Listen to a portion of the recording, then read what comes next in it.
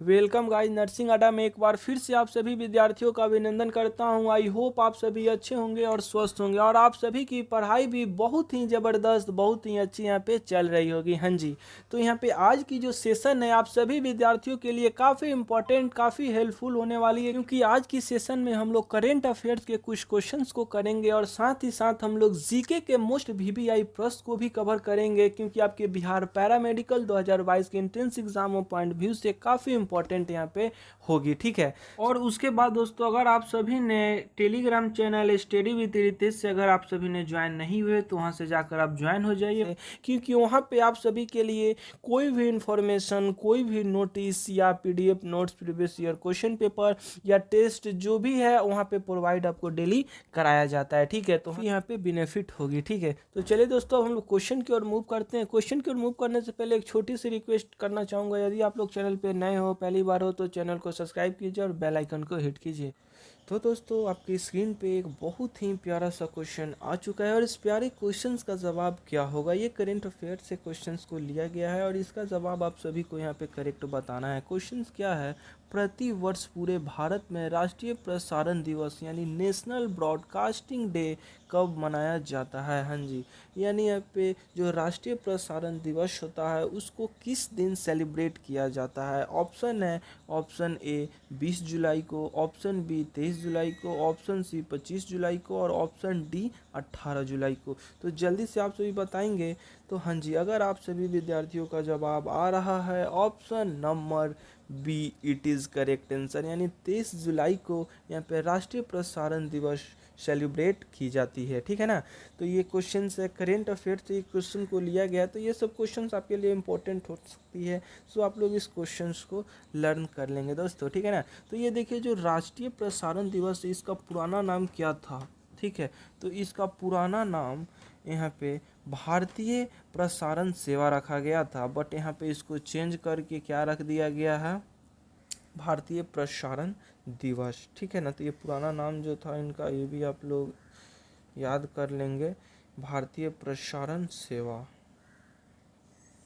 ठीक है, तो चलिए दोस्तों, हम लोग अब अगले प्रश्नों की ओर मूव करते हैं और अगला प्रश्न हमारे स्क्रीन पे आ चुका है। ठीक है ना, तो इसमें क्या पूछा गया है, हाल ही में कौन रानिल विक्रमसिंघे की जगह श्रीलंका के नए प्रधानमंत्री बने। हाँ जी, यानी जो यहाँ पे रानिल विक्रमसिंघे हैं इनके बदले यहाँ पे नए प्रधानमंत्री की नियुक्ति हुई है श्रीलंका में, उनका नाम आप सभी को बताना है। तो उनका नाम क्या होगा। ऑप्शन ए है लिकामा Mathews, option b Nivara Kaltekar, option c Dinesh Gunawardena, option d Nuwan Simphala. हाँ जी, तो जल्दी से आप सभी बताएंगे इस प्यारे क्वेश्चंस का जवाब यहाँ पे करेक्ट किया होगा। तो अगर विद्यार्थी आप सभी का जवाब आ रहा है option number C, it is correct answer, यानी दिनेश गुणवर्धने यहाँ पे रानी विक्रमसिंघे के जगह पे नए प्रधानमंत्री के तौर पे इनकी नियुक्ति हुई है। ठीक है ना, तो ये सब क्वेश्चन से आप लोग एक बार लर्न कर लीजिएगा अच्छे से दोस्तों। ठीक है ना, तो चलिए अब हम लोग अगले प्रश्नों की ओर मूव करते हैं और अगला प्रश्न हमारे स्क्रीन पे आ चुका है और इसमें क्या पूछा गया है, प्रति वर्ष पूरे भारत में राष्ट्रीय ध्वज दिवस यानी नेशनल फ्लैग डे कब मनाया जाता है। हाँ जी, यानी यहाँ पे राष्ट्रीय ध्वज दिवस कब सेलिब्रेट किया जाता है। ऑप्शन है 19 जुलाई, ऑप्शन बी 21 जुलाई, ऑप्शन सी 22 जुलाई और ऑप्शन डी 24 जुलाई। हाँ जी बच्चों, जल्दी से आप सभी बताएंगे इस प्यारे से क्वेश्चंस का करेक्ट जवाब क्या होगा। तो अगर आपका जवाब आ रहा है ऑप्शन नंबर सी, देन आपका आंसर यहाँ पे सही, यानी 22 जुलाई को राष्ट्रीय ध्वज दिवस सेलिब्रेट किया जाता है। ठीक है ना, सो यहाँ पे अगर पूछा जाए कि आखिरकार ऐसा क्यों किया जाता है, तो देखिए, यह इसीलिए यहाँ पे सेलिब्रेट किया जाता है कि इसी दिन वर्ष 1947, ठीक है, इसी वर्ष यहाँ पे 1947 में तिरंगे को भारत के राष्ट्रीय ध्वज के रूप में अपनाया गया था। इसीलिए हम लोग प्रति वर्ष राष्ट्रीय ध्वज दिवस के रूप में 22 जुलाई को सेलिब्रेट यहाँ पे किया जाता है। ठीक है, तो ये सब पॉइंट्स आप लोग नोट कर लीजिएगा दोस्तों। ठीक है, वीडियो ज़्यादा लॉन्ग ना हो इसीलिए हम लोग जितना हो सके क्वेश्चंस को कवर करते हैं। ठीक है ना, तो चलिए हम लोग अगले प्रश्नों की ओर मूव करते हैं और अगला प्रश्न हमारे स्क्रीन पे आ चुका है और इसमें क्या पूछा गया है, हाल ही में दिए गए 68वें राष्ट्रीय फिल्म पुरस्कारों में किसे सर्वश्रेष्ठ अभिनेत्री का पुरस्कार मिला है? हाँ जी, तो देखिए यहाँ पे फिल्म जगत से, ठीक है ना, फिल्म जगत से दोस्तों आपके एग्ज़ाम में क्वेश्चंस रहते हैं, तो आप लोग फिल्म जगत वाले जितने भी क्वेश्चंस है आप लोग उसको कवर कर लीजिएगा, आपके लिए काफ़ी इंपॉर्टेंट्स यहाँ पे होगी आपकी Bihar paramedical entrance exam of point view से, ठीक है। सो यहाँ पे देखिए, तो इस पे आप सभी को बताना इसका करेक्ट जवाब क्या होगा, यानी 68वें राष्ट्रीय फिल्म पुरस्कार सर्वश्रेष्ठ एक्ट्रेस किसको मिला है, उनका नाम आप सभी को बताना है। तो यहाँ पे ऑप्शन ए है दीपिका पादुकोण, ऑप्शन बी नित्या मेनन, ऑप्शन सी अनुष्का शर्मा और ऑप्शन डी अपर्णा बाल मुरली। तो जल्दी से बताएं इसका करेक्ट जवाब क्या होगा बच्चों। तो अगर बच्चों आप सभी का जवाब आ रहा है ऑप्शन नंबर डी, देन आपका आंसर यहाँ पे सही है। अपर्णा बाल मुरली को यहाँ पे सर्वश्रेष्ठ अभिनेत्री का यहाँ पे पुरस्कार से पुरस्कृत यहाँ पे किया गया है, ठीक है दोस्तों। तो ये सब क्वेश्चंस आप लोग देख लीजिएगा। चलिए अब हम लोग मूव करते हैं अगले प्रश्नों की और अगला प्रश्न हमारे स्क्रीन पे आ चुका है और ये भी काफ़ी प्यारा सा क्वेश्चन यहाँ पे है और ये करेंट अफेयर्स के काफ़ी इंपॉर्टेंट क्वेश्चन आपके एग्जाम के लिए हो सकती है, ठीक है। इसमें क्या पूछा गया इसका जवाब आप सभी को में भी पता होगा, ठीक है। क्वेश्चंस क्या है बच्चों कि यहाँ पे हाल ही में कौन भारत की 15वीं और पहली आदिवासी महिला राष्ट्रपति बनी है? हाँ जी, यानी अभी अभी भारत में प्रेसिडेंट के तौर पे आदिवासी महिला की यहाँ पे नियुक्ति हुई है, उनका नाम आप सभी को बताना है, उन प्रेसिडेंट का नाम यहाँ पे क्या है। तो ऑप्शन ए है Rekha Niyamgiri, option b Sushila Devi, option c Draupadi Murmu, option d Sita Rajkiran. हाँ जी, तो जल्दी से आप सभी बताएंगे बच्चों। तो अगर बच्चों आप सभी का जवाब आ रहा है ऑप्शन नंबर सी, देन आपका आंसर सही है, यानी भारत की 15वीं पहली आदिवासी महिला राष्ट्रपति द्रौपदी मुर्मू है, ठीक है। तो बच्चों यहाँ पे जब प्रेसिडेंट की बात यहाँ पे हुई है तो आइए इनसे रिलेटेड मैं एक आपसे क्वेश्चंस पूछता हूँ, ठीक है। इसका जवाब आप सभी को करेक्ट बताना है। हाँ जी, यानी स्वतंत्र भारत के इतिहास में, ठीक है, स्वतंत्र भारत के इतिहास में पहली महिला राष्ट्रपति कौन थी, इसका जवाब आप सभी को करेक्ट बताना है कॉमेंट बॉक्स में, ठीक है। तो बच्चों आपके यहाँ पे क्वेश्चंस दे दिया गया, इसका जवाब आप सभी को करेक्ट बताना है, ठीक है ना। क्या है तो who was first female president of India, ठीक है। चलिए हम लोग अगले प्रश्नों की ओर मूव करते हैं और अगला प्रश्न हमारे स्क्रीन पे आ चुका है और इसमें क्या पूछा गया है, राजघाट बांध किस नदी पर स्थित है, ठीक है। ये यहाँ पे समान ज्ञान की क्वेश्चन सब आपकी आ चुकी है, इसका जवाब आप सभी को यहाँ पे बताते हुए चलना है करेक्ट, ठीक है ना।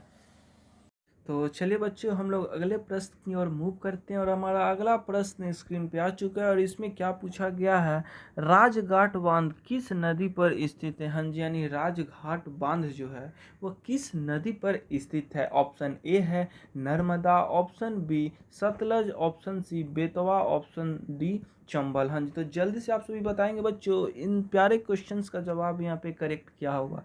तो हाँ जी बच्चों, अगर आप सभी विद्यार्थियों का जवाब आ रहा है ऑप्शन नंबर सी, देन आपका आंसर यहाँ पे सही है। हाँ जी बच्चों, इस प्यारे क्वेश्चंस का जवाब जो बेतवा है यह स्वर्गीय श्रीमती इंदिरा गांधी द्वारा सन 1971 ईस्वी में इसकी आधारशिला यहाँ पे रखी गई थी, ठीक है ना।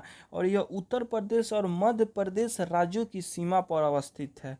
कहाँ, कौन सी राज्यों में अवस्थित है? उत्तर प्रदेश और मध्य प्रदेश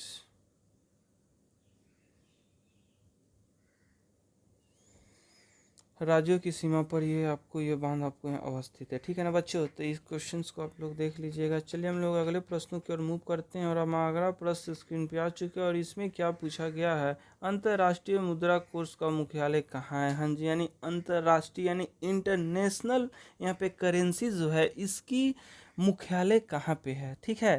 सो आप सभी को बताना है इसका करेक्ट आंसर क्या होगा। यहाँ पे ऑप्शन ए है Washington, option B New York, option C Geneva, option D London. हाँ जी, तो जल्दी से बताएंगे इन प्यारे क्वेश्चंस का जवाब यहाँ पे करेक्ट क्या होगा। तो अगर बच्चों आप सभी का जवाब आ रहा है option number A, it is correct answer, यानी अंतर्राष्ट्रीय मुद्रा कोष का मुख्यालय वाशिंगटन में है, ठीक है। तो चलिए बच्चों हम लोग अब अगले प्रश्नों की ओर मूव करते हैं और अगला प्रश्न अभी हमारे स्क्रीन पे आ चुकी है और ये खेल जगत से क्वेश्चन है, ये आपके लिए काफ़ी इंपॉर्टेंट यहाँ पे ये क्वेश्चन है दोस्तों, ठीक है। इसमें क्या पूछा गया है, थॉमस, ठीक है, थॉमस कप किस खेल से संबंधित है। हाँ जी, आपको बताना है जो थॉमस कप होता है वह किस खेल से यहाँ पे संबंधित है। ऑप्शन ए है badminton, option B hockey, option C football और ऑप्शन डी टेबल टेनिस। जल्दी से बताएं दोस्तों इसका करेक्ट क्या होगा आंसर। तो अगर विद्यार्थी आप सभी का जवाब आ रहा है option number A, it is correct answer, यानी थॉमस कप या बैडमिंटन खेल से यहाँ पे रिलेटेड है। ठीक है ना।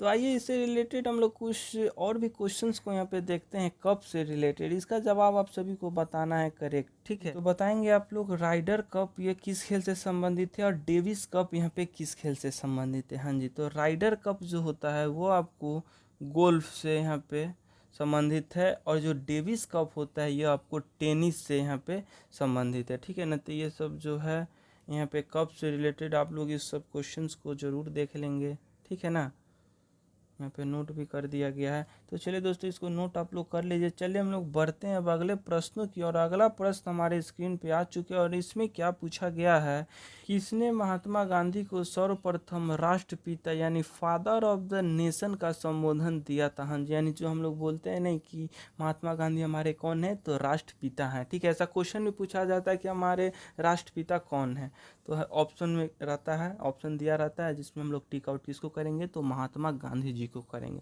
तो इसी में ये क्वेश्चन आ गया है कि आखिरकार ये जो राष्ट्रपिता का जो यहाँ पे जो दिया गया था संबोधन वो किनके द्वारा यहाँ पे दिया गया था उनको। इसका जवाब आप सभी को यहाँ पे बताना है। तो ऑप्शन ए है Subhash Chandra Bose, option b Jawaharlal Nehru, option c Sardar Patel और ऑप्शन डी रविंद्रनाथ टैगोर। हाँ जी, तो जल्दी से आप सभी बताएंगे मेरे प्यारे मित्रों इसका करेक्ट आंसर क्या होगा। तो अगर बच्चों आप सभी का जवाब आ रहा है ऑप्शन नंबर ए, देन आपका आंसर यहाँ पे सही है। हाँ जी, यानी महात्मा गांधी को देश का पिता यानी राष्ट्रपिता कहकर संबोधित किए थे कौन, तो सुभाष चंद्र बोस जी ने किए थे। फिर बाद में भारत सरकार ने इसी नाम को यहाँ पे मान्यता दे दी, जो कि आज भी हम लोग राष्ट्रपिता के नाम से महात्मा गांधी जी को जानते हैं। ओके मेरे प्यारे मित्रों, आप लोग इस क्वेश्चन को यहाँ पे समझ लिया, लेकिन यहाँ पे क्वेश्चंस को मूव करने से पहले आप सभी से क्वेश्चन पूछना चाहूँगा। इसका जवाब आप सभी को यहाँ पे करेक्ट बताना है कि वंदे मातरम का नारा किनके द्वारा दिया गया था और यहाँ पे सत्यमेव जयते का नारा किनके द्वारा दिया गया था। इसका करेक्ट जवाब आप सभी को कमेंट बॉक्स में भी बताना है। ठीक है ना।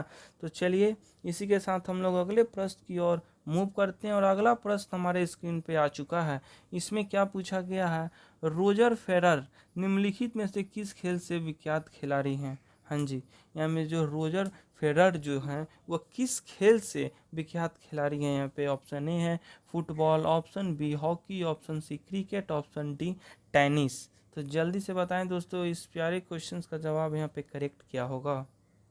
तो अगर दोस्तों आप सभी का जवाब आ रहा है ऑप्शन नंबर डी, देन आपका आंसर यहाँ पे सही है, यानी रोजर फेडरर जी जो हैं यह टेनिस खेल से यहाँ पे विख्यात हुए थे और यह टेनिस खेल से रिलेटेड हैं। ठीक है ना। और ये भी काफ़ी यहाँ पे फेमस प्लेयर रह चुके हैं। इनको 237 हफ्तों तक प्रथम वीरता पर रहने का रिकॉर्ड है और फेडरर को व्यापक रूप से इस युग के महानता एकल खिलाड़ी के रूप से भी जाना जाता है। हाँ जी, यानी एकल खिलाड़ी के रूप में भी इनको यहाँ पे रोजर फेडरर जी को जाना जाता है। ठीक है, तो चलिए ये सब जो क्वेश्चन है आपके लिए इम्पोर्टेंट हो सकती है, स्पोर्ट्स से यहाँ पे रिलेटेड क्वेश्चंस पूछा जाता है आपके बिहार पैरामेडिकल की एग्ज़ामों में। सो आप लोग स्पोर्ट्स से रिलेटेड जितने भी क्वेश्चन है आप लोग उसको एक बार कवर कर लीजिएगा दोस्तों। चलिए हम लोग अगले प्रश्नों की ओर मूव करते हैं और अगला प्रश्न हमारे स्क्रीन पे आ चुके हैं और इसमें पूछा गया है सरदार सरोवर परियोजना किस नदी पर बनाई गई है। हाँ जी, यानी जो सरदार सरोवर परियोजना है वो किस नदी पर यहाँ पे बनाई गई है। ठीक है, तो इसका जवाब आप सभी को बताना है। ऑप्शन ए है Narmada, option B Chambal, option C Bhagirathi, option D Gandak. तो अगर मेरे प्यारे मित्रों आप सभी का जवाब आ रहा है ऑप्शन नंबर ए, देन आपका आंसर यहाँ पे सही है। सरदार सरोवर परियोजना नर्मदा नदी पर यहाँ पे बनाई गई है। ठीक है ना। और इससे रिलेटेड एक और क्वेश्चन यहाँ पे निकलती है मेरे प्यारे मित्रों, अगर पूछ दिया जाए आपसे भारत का दूसरा सबसे बड़ा बांध है क्या है, कौन सी बांध यहाँ पे होगी? इसका जवाब आप सभी बताएंगे। भारत की दूसरा सबसे बड़ा बांध अगर आपसे पूछ दिया जाए तो आपका जवाब क्या होगा? सरदार सरोवर। ठीक है ना, कौन सा? तो सरदार सरोवर यहाँ पे होगा।